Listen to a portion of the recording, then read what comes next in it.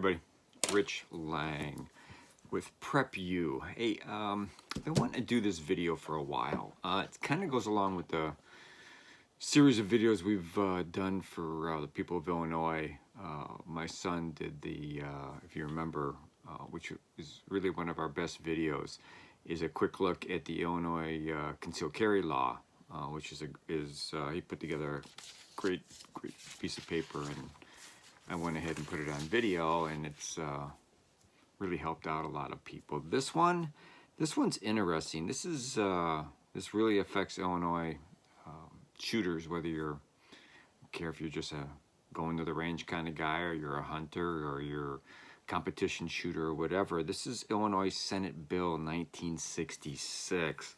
A lot of people call it the Fix The FOID Bill Act. At least that's what the people that are trying to pass it are calling it. And there's a lot of back and forth with this bill. I mean, I've done a lot of research over the last couple of months about it.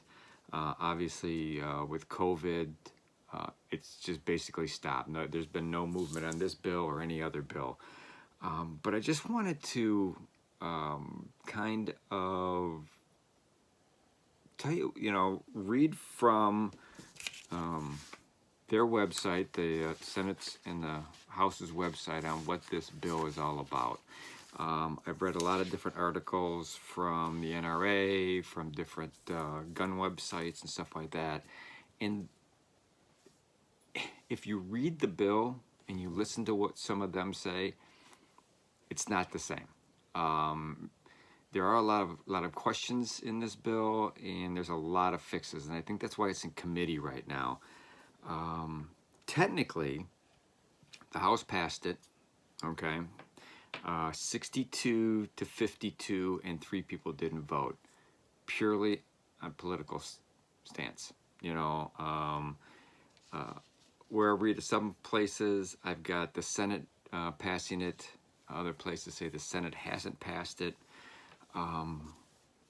But I think the Senate has passed it, because the vote I saw was 53 yeses and 6 not voting. And that's everybody. There's 59 senators in the state of Illinois, for the state of Illinois. And they all voted for it, which is really interesting, to be honest with you, that everybody voted for it.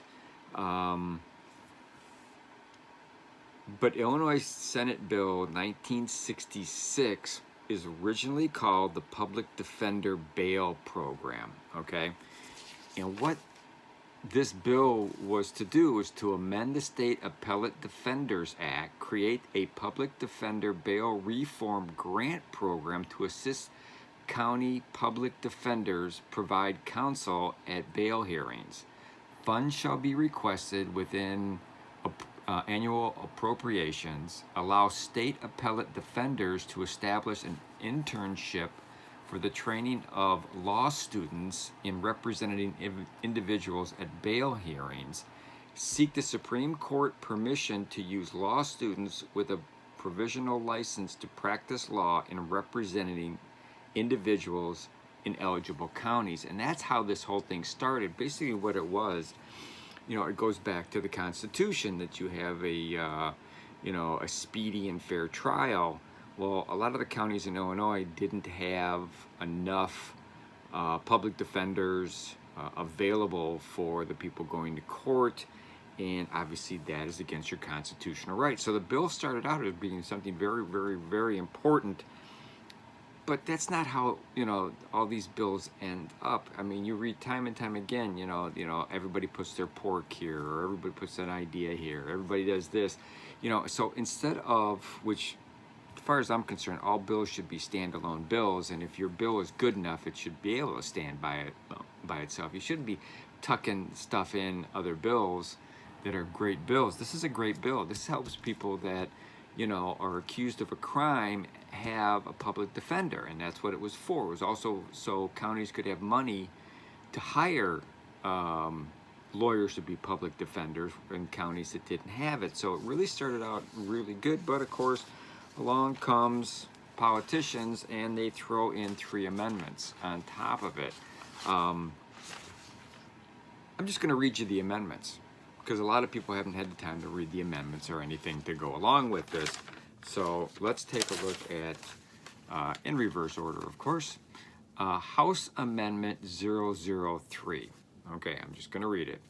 Restores language that any person within the state who, before the provisions concerning transferring firearms only through federally licensed firearm dealers become operative, shall keep a record of the transfer for a period of 10 years from the date of transfer under the same requirement before the provisions became operative, and with the same penalties for violations. Okay, basically what that does is that works off of House Amendment number 1. I'm just going backwards because it's just easier.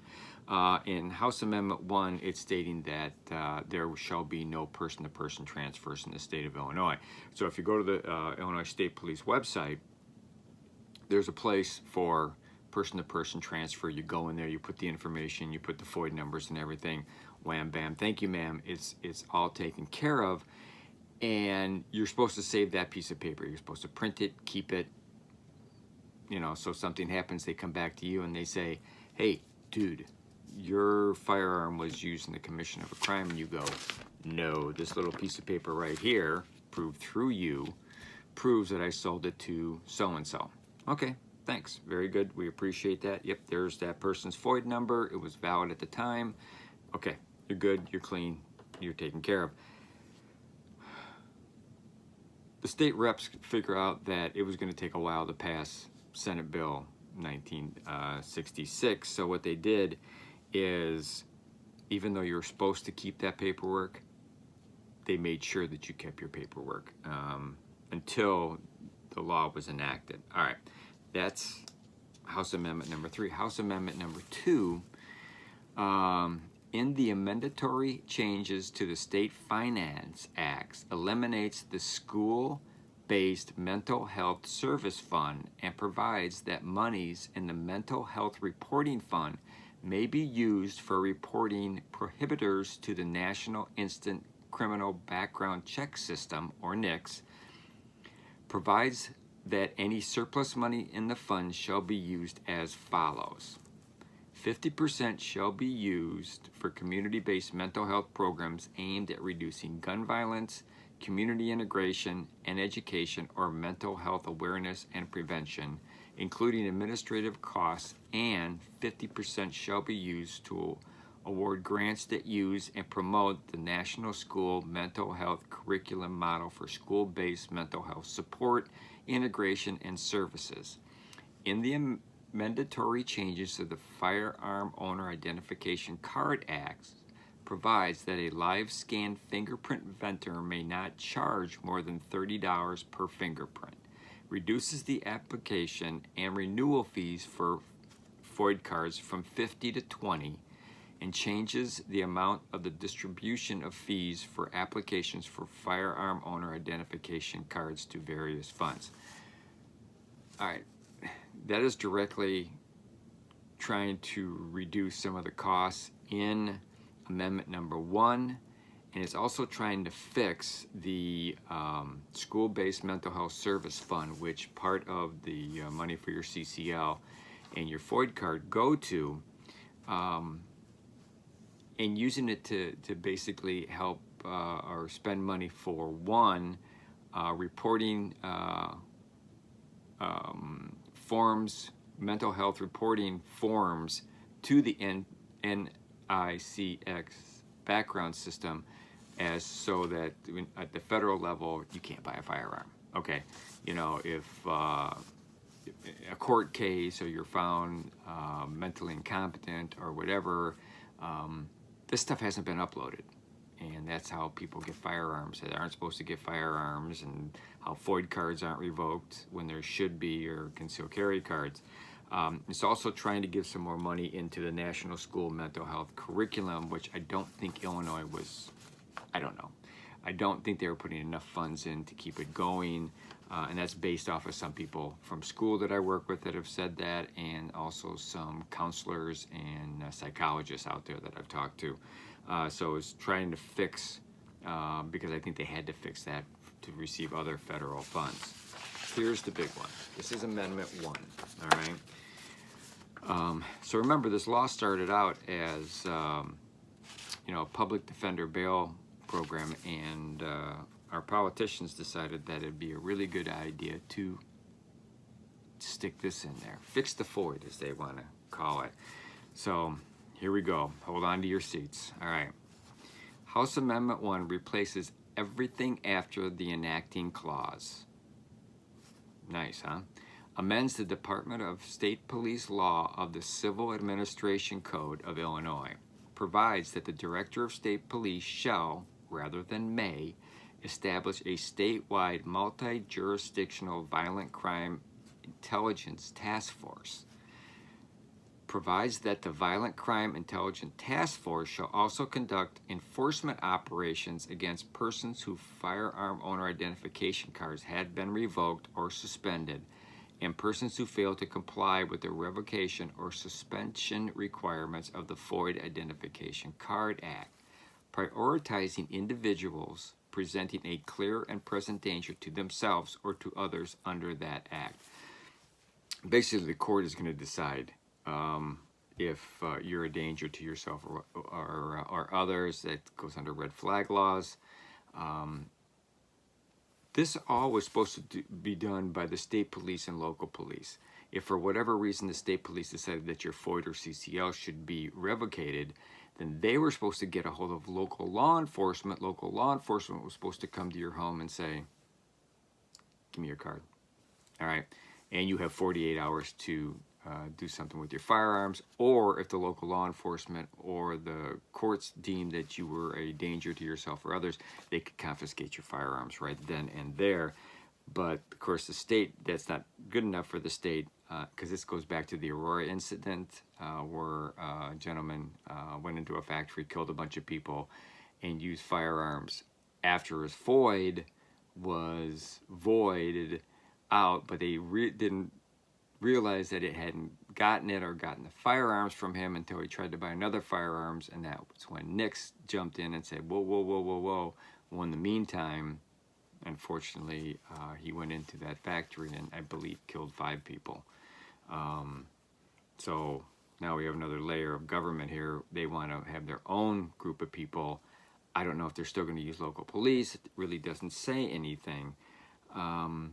So then, all right, so it also provides that the task force shall collaborate with local law enforcement, there you go, agencies to enforce provisions of the Firearm Owner Identification Card Act, the Firearm Concealed Carry Act, the Firearm Dealer License Certification Act, and the Deadly Weapons Article of the Criminal Code of 2012.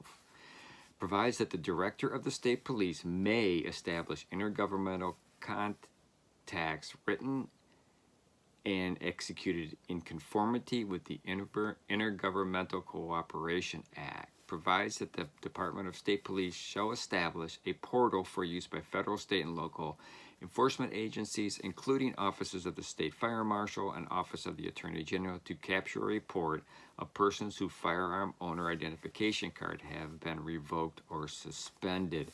Basically, there was never a clearinghouse for all this, where somebody could go and double check everything. This was something that I know the state police had worked on for years, trying to get it put through and put together so that, anybody could access, especially, the state's attorney who may have a criminal case against somebody. They could input, the state police would then be notified, and they could pull the FOID and all that.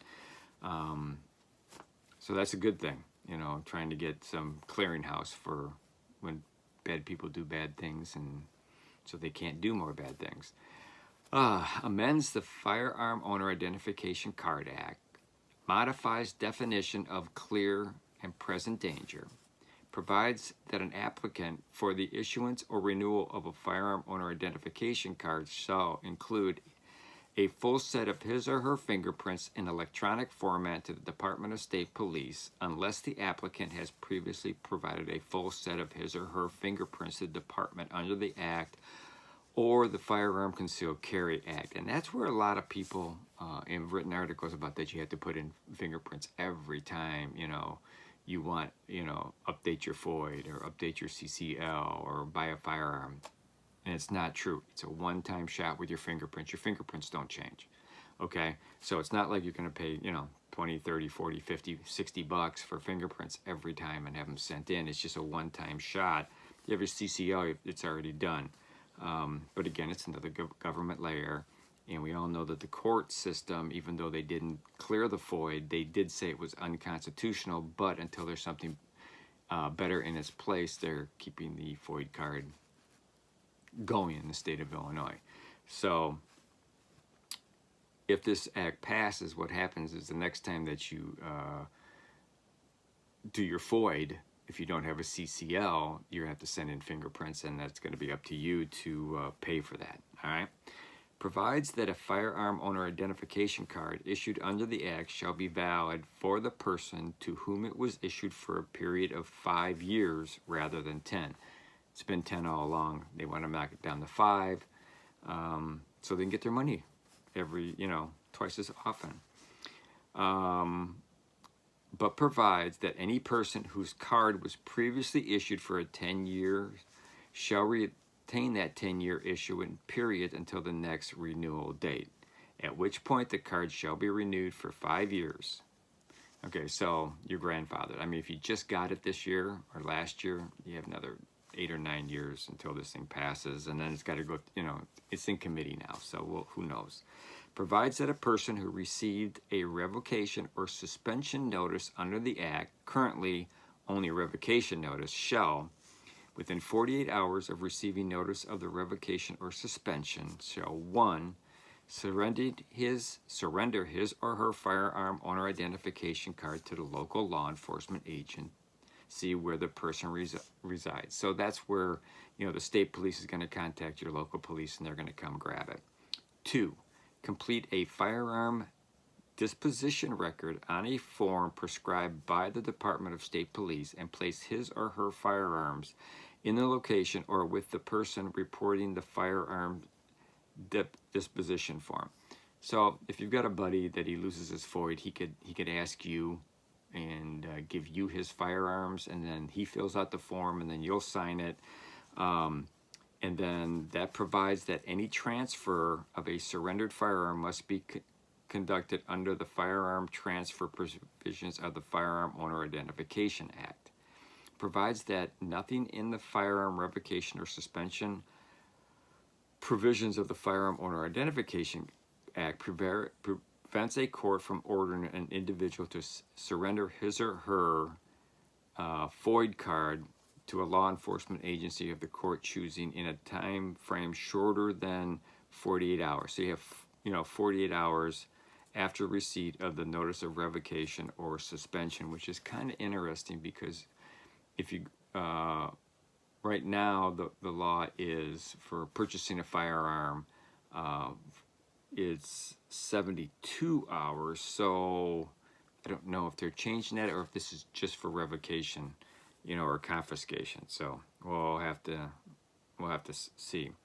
So it also provides that the firearm disposition record shall contain a statement to be signed by the transferee that the transferee is 1, aware of and will abide by current law regarding the unlawful transfer of a firearm, can't give it back, is aware of the penalties for violating the law as it pertains to an unlawful transfer of a firearm, and intends to retain possession of the firearm or firearms until it is determined that the transferor is legally eligible to possess the firearms and has an active firearm owner identification card, if applicable, or until a new person is chosen to hold the firearm or firearms.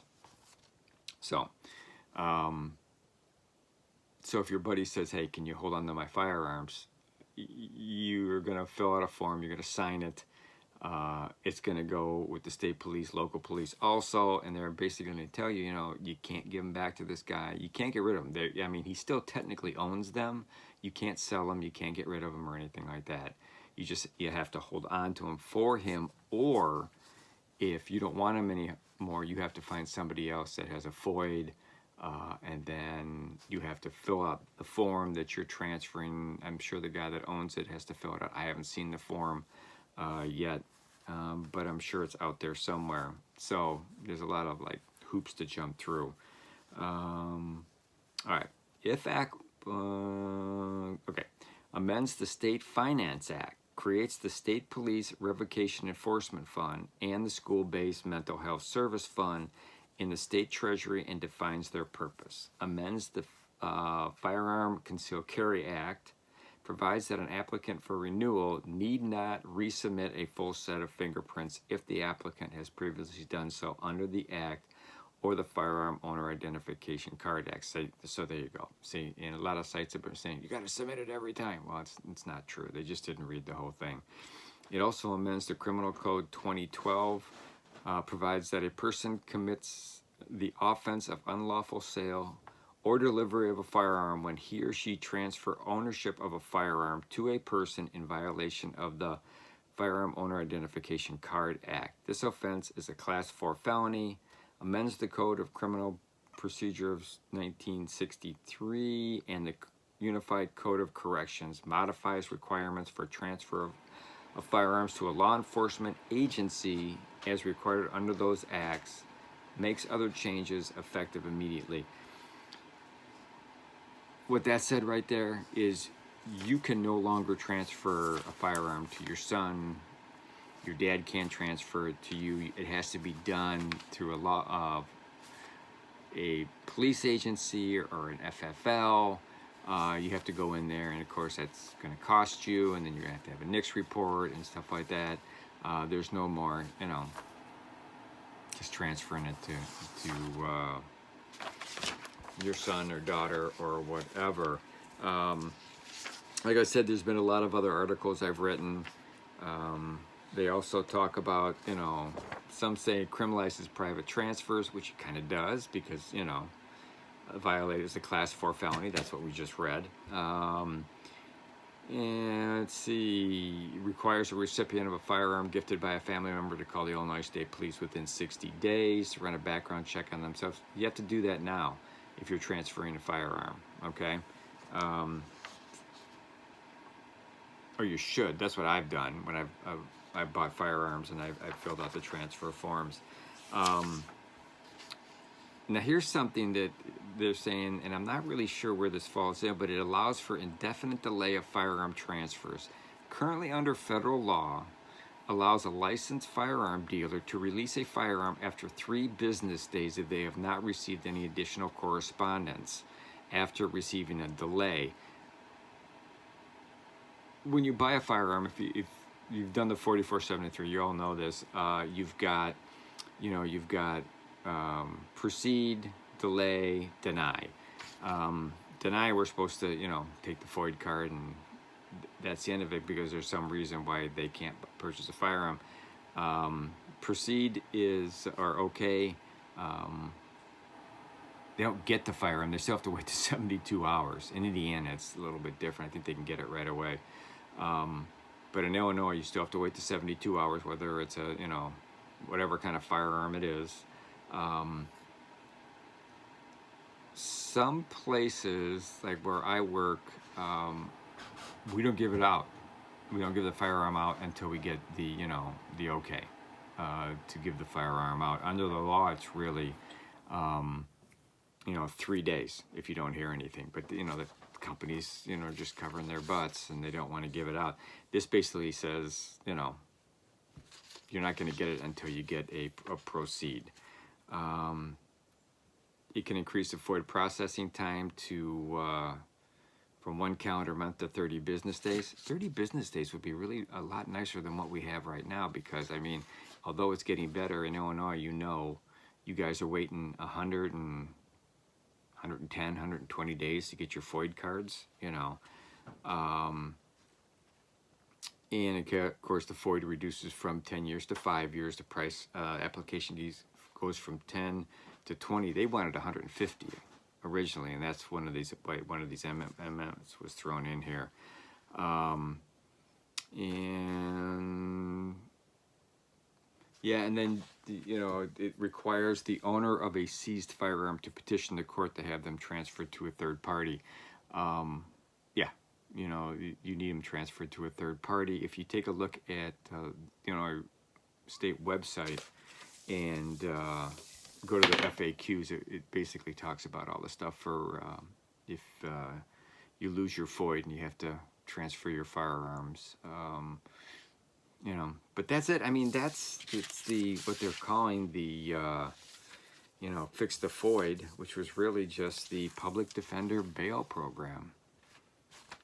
Why they stuck it on there and didn't try to do it all by itself? I mean, obviously the bail program, a public defender bail program, is really important. I mean, it's a constitutional right. So then they throw this on here, which we all know the FOID is against your constitutional rights of this for your Second Amendment. So it's kind of weird. It's just political stuff. So I hope I didn't confuse you. I'm not a lawyer. I don't play one on TV, and I did not stay at a Holiday Inn Express last night. So I just read you what it says. I'm not making, you know, I'm not making any crazy statements about what's going to happen, what it's going to do. But as far as I know, okay, as far as I know, it's been passed by the House, passed by the Senate. It's in committee, has not been signed by the governor yet. The Illinois, Springfield's going to get going again, so I'm sure this bill will come up. I mean, they've already said that they aren't going to do the veto sessions this year. They're just going to go right into the lame duck session, and I'm sure this will come up, and we'll see what happens. So those of you in Illinois, good luck. I don't know what else to say. So that's it. That is Senate Bill 1966. I'm sure it's clear as mud for you. It's still clear as mud for me after looking into this for all these months. So again, this is Rich Lang with Prep U with another educational video. So take care. Subscribers, thank you. Please pass this on to all the people that you know that live in Illinois and are firearm owners, and maybe they'll understand this this bill just a little bit more, or maybe they won't. Take care. Thanks a lot. Bye.